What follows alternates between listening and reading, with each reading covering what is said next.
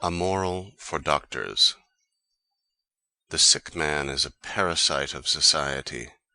In certain cases it is indecent to go on living, to continue to vegetate in a state of cowardly dependence upon doctors and special treatments, once the meaning of life, the right to life, has been lost, ought to be regarded with the greatest contempt by society. The doctors, for their part, should be the agents for imparting this contempt. They should no longer prepare prescriptions, but should every day administer a fresh dose of disgust to their patients. A new responsibility should be created, that of the doctor, the responsibility of ruthlessly suppressing and eliminating degenerate life, in all cases in which the highest interests of life itself, of ascending life, demand such a course. For instance, in favor of the right of procreation, in favor of the right of being born, in favor of the right to live. One should die proudly when it is no longer possible to live proudly. Death should be chosen freely, death at the right time, faced clearly and joyfully, and embraced while one is surrounded by one's children and other witnesses. It should be effected in such a way that a proper farewell is still possible, that he who is about to take leave of us is still himself, and really capable not only of valuing what he has achieved and willed in life, but also of summing up the value of life itself. Everything precisely the opposite of the ghastly comedy which Christianity has made of the hour of death. We should never forgive Christianity for having so abused the weakness of the dying man as to do violence to his conscience, or for having used his manner of dying as a means of valuing both man and his past. In spite of all cowardly prejudices, it is our duty, in this respect, above all to reinstate the proper, that is to say, the physiological aspect of so-called natural death, which, after all, is perfectly unnatural, and nothing else than suicide. One never perishes through anybody's fault but one's own.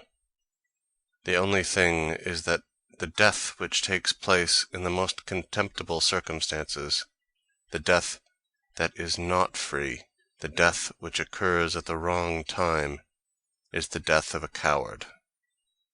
Out of the very love one bears to life, one should wish death to be different from this, that is to say, free, deliberate, and neither a matter of chance nor of surprise. Finally, let me whisper a word of advice to our friends the pessimists and all other decadents. We have not the power to prevent ourselves from being born, but this error, for sometimes it is an error, can be rectified if we choose. The man who does away with himself performs the most estimable of deeds. He almost deserves to live for having done so.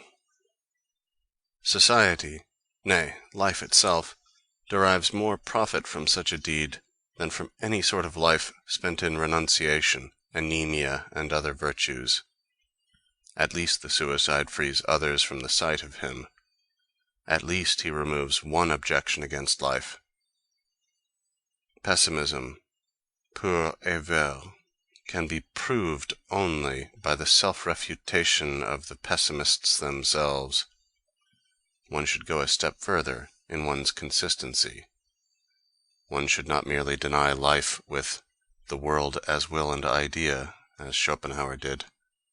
One should, in the first place, deny Schopenhauer. Incidentally, pessimism, however infectious it may be, does not increase the morbidness of an age or of a whole species. It is rather the expression of that morbidness. One falls a victim to it in the same way as one falls a victim to cholera. One must already be predisposed to the disease. Pessimism in itself does not increase the number of the world's decadents by a single unit. Let me remind you of the statistical fact that in those years in which cholera rages, the total number of deaths does not exceed that of other years. 37. Have we become more moral?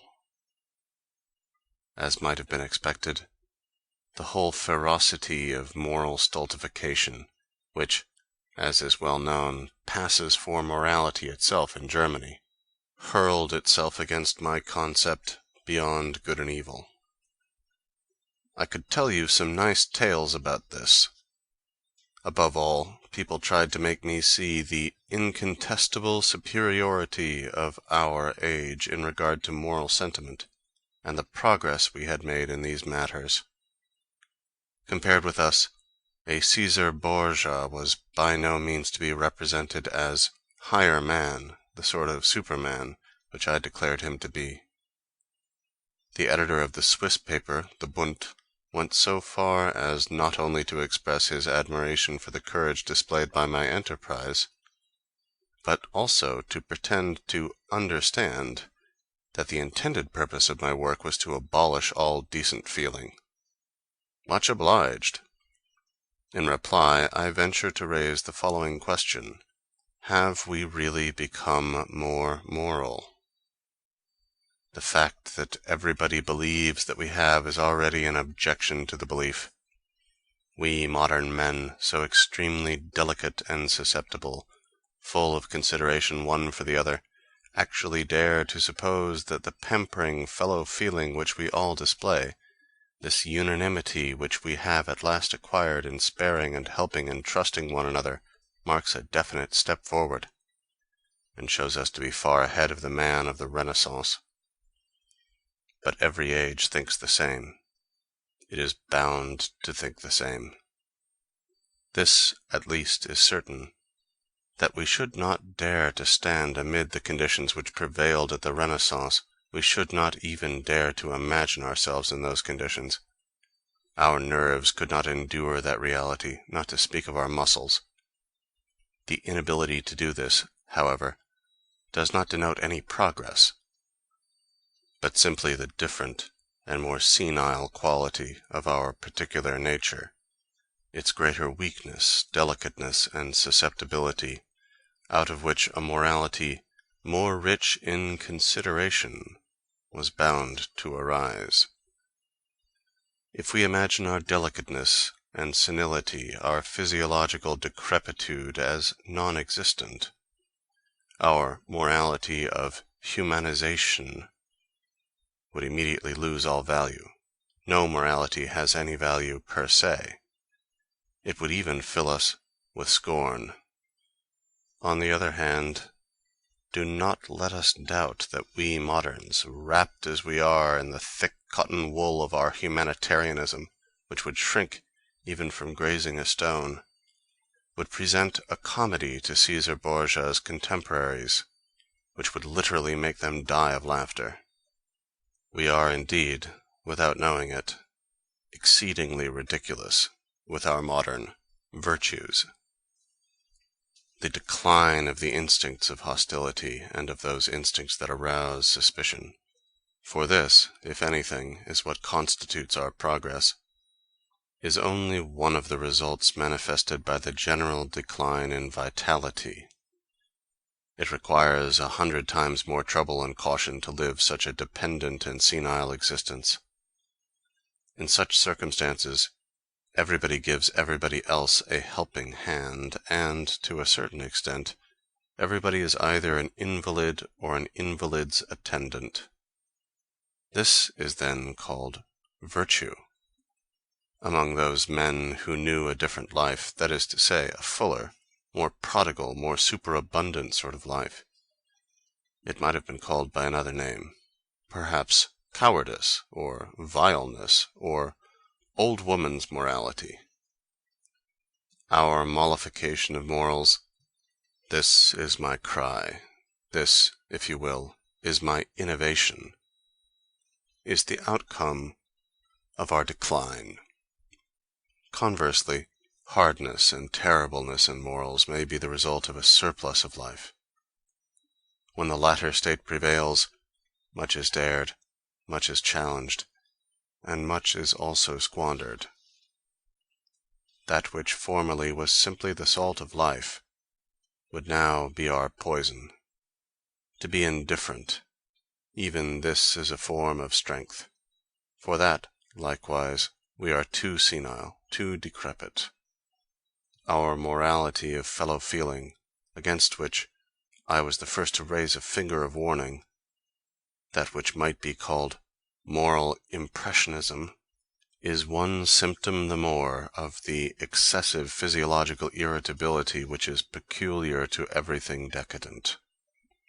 That movement which attempted to introduce itself in a scientific manner on the shoulders of Schopenhauer's morality of pity, a very sad attempt, is in its essence the movement of decadence in morality, and as such it is intimately related to Christian morality.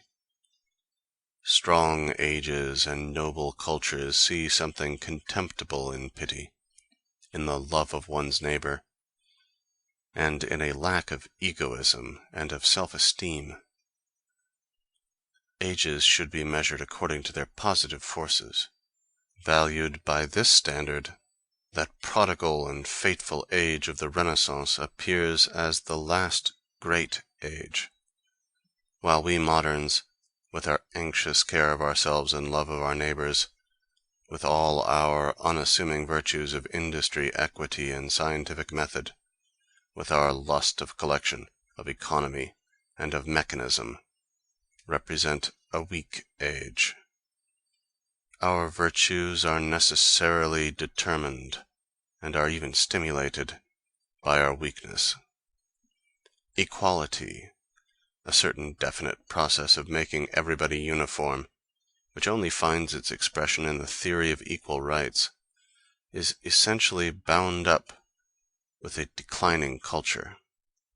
The chasm between man and man, class and class, the multiplicity of types, the will to be one's self, and to distinguish oneself, that, in fact, which I call the pathos of distance, is proper to all strong ages.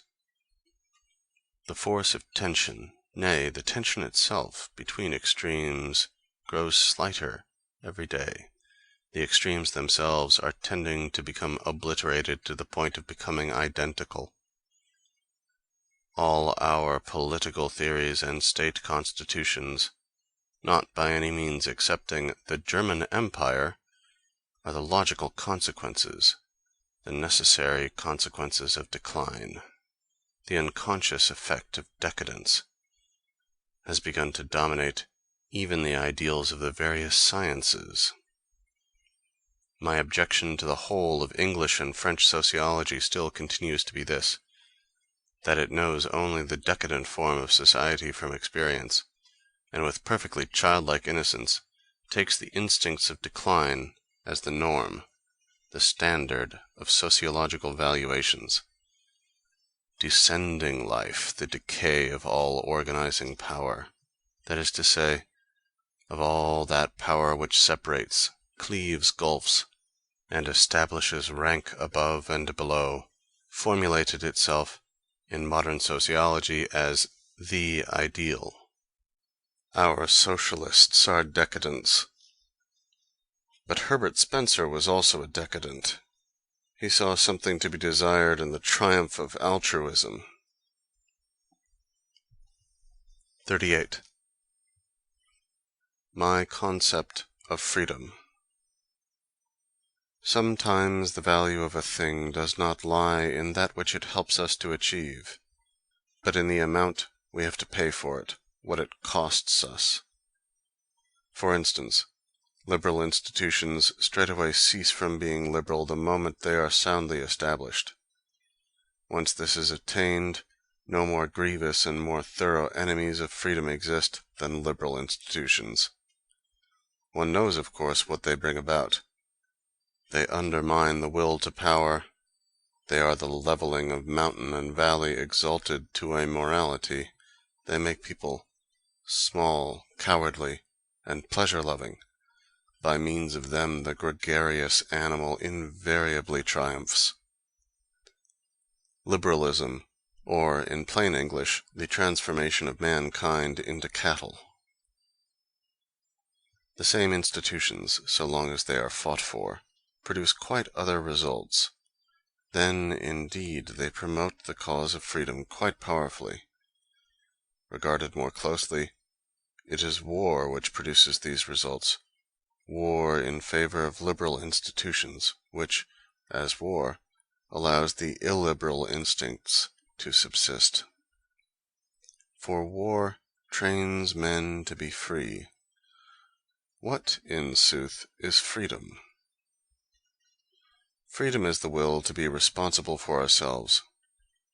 It is to preserve the distance which separates us from other men, to grow more indifferent to hardship, to severity, to privation, and even to life itself, to be ready to sacrifice men for one's cause, oneself included. Freedom denotes that the virile instincts which rejoice in war and in victory prevail over other instincts, for instance, over the instincts of happiness. The man who has won his freedom, and how much more so, therefore, the spirit that has won its freedom, tramples ruthlessly upon that contemptible kind of comfort which tea grocers, Christians, cows, women, Englishmen, and other democrats worship in their dreams. The free man is a warrior. How is freedom measured in individuals as well as in nations? According to the resistance which has to be overcome, according to the pains which it costs to remain uppermost. The highest type of free man would have to be sought where the greatest resistance has continually to be overcome, 5 paces away from tyranny, on the very threshold of the danger of thraldom. This is psychologically true if, by the word tyrants, we mean inexorable and terrible instincts which challenge the maximum amount of authority and discipline to oppose them. The finest example of this is Julius Caesar. It is also true politically. Just examine the course of history. The nations which were worth anything, which got to be worth anything, never attained to that condition under liberal institutions. Great danger made out of them something which deserves reverence. That danger alone can make us aware of our resources, our virtues, our means of defense, our weapons, our genius, which compels us to be strong. First principle: a man must need to be strong, otherwise he will never attain it. Those great forcing houses of the strong, of the strongest type of men that have ever existed on earth, the aristocratic communities like those of Rome and Venice, understood freedom precisely as I understand the word, as something that one has, and that one has not, as something that one will have, and that one seizes by force. 39. A criticism of modernity. Our institutions are no longer any good. On this point we are all agreed. But the fault does not lie with them, but with us. Now that we have lost all the instincts out of which institutions grow, the latter on their part are beginning to disappear from our midst because we are no longer fit for them. Democracy has always been the death agony of the power of organization. Already in Human All Too Human, Part 1, Aphorism 472, I pointed out that modern democracy, together with its half-measures, of which the German Empire is an example, was a decaying form of the state. For institutions to be possible, there must exist a sort of will, instinct, imperative, which cannot be otherwise than anti-liberal to the point of wickedness, the will to tradition, to authority, to responsibility for centuries to come, to solidarity in long family lines forward and backwards in infinitum.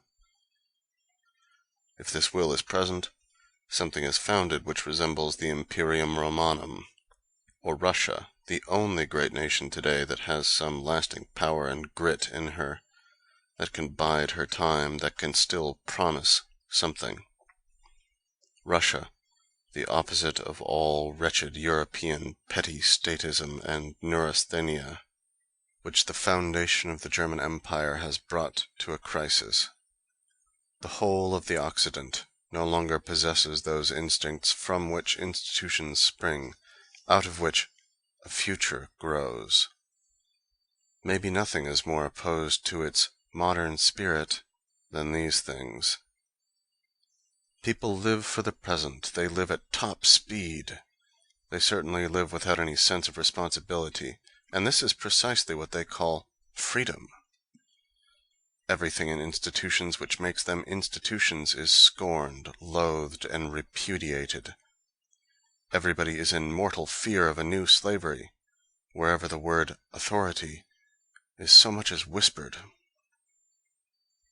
The decadence of the valuing instinct, both in our politicians and in our political parties, goes so far that they instinctively prefer that which acts as a solvent, that which precipitates the final catastrophe. As an example of this, behold modern marriage. All reason has obviously been divorced from modern marriage. But this is no objection to matrimony itself, but to modernity. The rational basis of marriage, it lay in the exclusive legal responsibility of the man. By this means, some ballast was laid in the ship of matrimony, whereas nowadays it has a list, now on this side, now on that. The rational basis of marriage, it lay in its absolute indissolubleness. In this way it was given a gravity which knew how to make its influence felt in the face of the accident of sentiment, passion, and momentary impulse. It lay also in the fact that the responsibility of choosing the parties to the contract lay with the families. By showing ever more and more favor to love marriages, the very foundation of matrimony, that which alone makes it an institution, has been undermined. No institution ever has been, nor ever will be, built upon an idiosyncrasy. As I say, marriage cannot be based upon love. It can be based upon sexual desire, upon the instinct of property, wife and child as possessions, upon the instinct of dominion, which constantly organizes for itself the smallest form of dominion, the family, which requires children and heirs in order to hold fast, also in the physiological sense, to a certain quantum of acquired power, influence, and wealth, so as to prepare for lasting tasks, and for solidarity in the instincts from one century to another. Marriage as an institution presupposes the affirmation of the greatest and most permanent form of organization. If society cannot, as a whole, stand securely for itself into the remotest generations, marriage has no meaning whatsoever. Modern marriage has lost its meaning. Consequently, it is being abolished. 40. The question of the working man. The mere fact that there is such a thing as the question of the working man is due to stupidity, or at bottom to degenerate instincts which are the cause of all the stupidity of modern times. Concerning certain things, no questions ought to be put, the first imperative principle of instinct. For the life of me, I cannot see what people want to do with the working man of Europe, now that they have made a question of him. He is far too comfortable to cease from questioning ever more and more, and with ever less modesty. After all, he has the majority on his side. There is now not the slightest hope that an unassuming and contented sort of man, after the style of the Chinaman, will come into being in this quarter. And this would have been the reasonable course, It was even a dire necessity. What has been done? Everything has been done with a view of nipping the very prerequisite of this accomplishment in the bud. With the most frivolous thoughtlessness, those self-same instincts by means of which a working class becomes possible, and tolerable even to its members themselves, have been destroyed root and branch. The working man has been declared fit for military service. He has been granted the right of combination and of voting. Can it be wondered at that he already regards his condition as one of distress, expressed morally as an injustice? But again I ask, what do people want? If they desire a certain end, then they should desire the means thereto. If they will have slaves, then it is madness to educate them to be masters. 41. Quote, "The kind of freedom I do not mean," unquote. Translator's footnote. This is a playful adaptation of Max von Schenkendorf's poem Freiheit. The proper line reads, Freiheit, die ich meine, the freedom that I do mean. End translator's note. In an age like the present, it simply adds to one's perils to be left to one's instincts. The instincts contradict, disturb, and destroy each other. I have already defined modernism as a physiological self-contradiction. A reasonable system of education would insist upon at least one of these instinct systems being paralyzed beneath an iron pressure, in order to allow others to assert their power, to grow strong, and to dominate. At present, the only conceivable way of making the individual possible would be to prune him, of making him possible, that is to say, whole. The very reverse occurs. Independence, free development, and laissez-aller are clamored for most violently precisely by those for whom no restraint could be too severe. This is true in politics, it is true in art. But this is a symptom of decadence. Our modern notion of freedom is one proof the more of the degeneration of instinct.